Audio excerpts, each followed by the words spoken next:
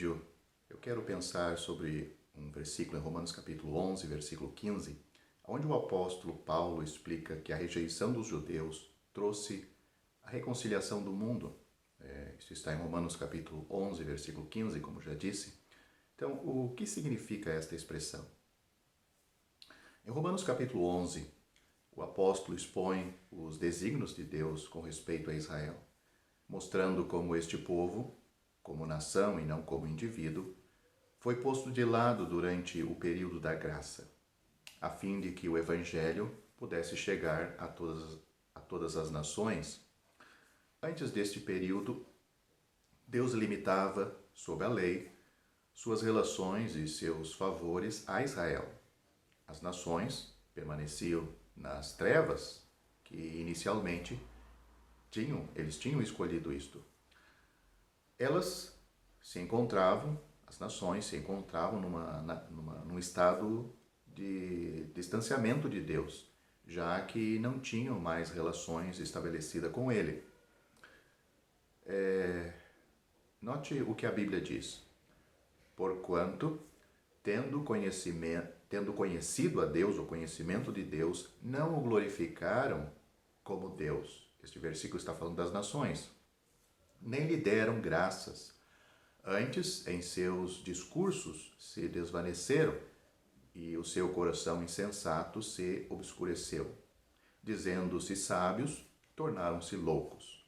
E mudaram a glória do Deus incorruptível em semelhança da imagem de homem corruptível, e de aves, e de quadrúpedes, e de répteis.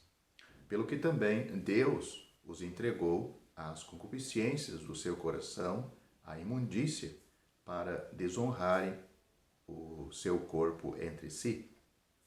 Pois mudaram a verdade de Deus em mentira, e honraram e serviram mais a criatura do que o Criador, que é bendito eternamente.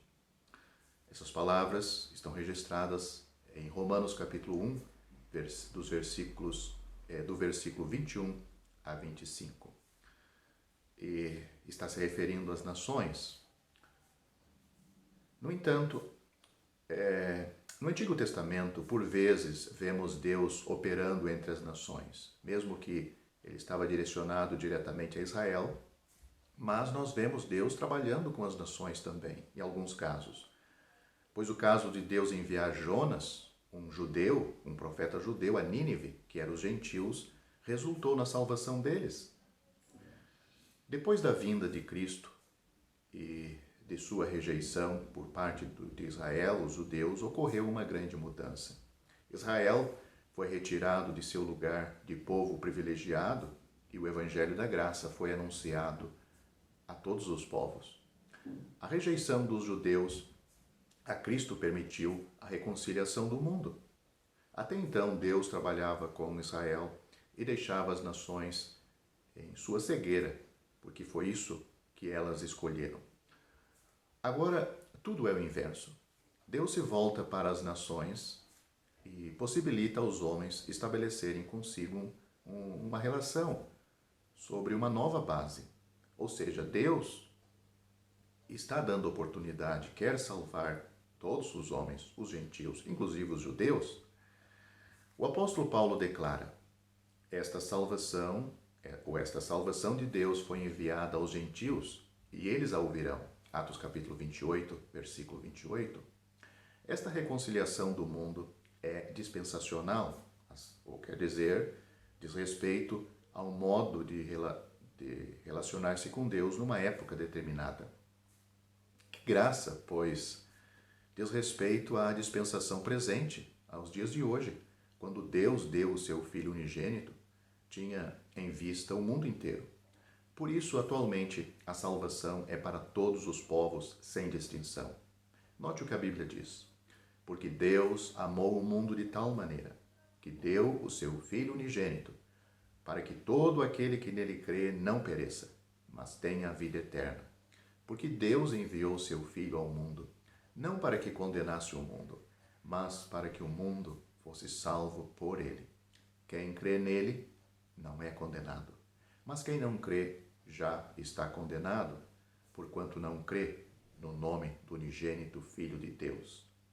E a condenação é esta, que a luz veio ao mundo, e os homens amaram mais as trevas do que a luz, porque as suas obras eram más.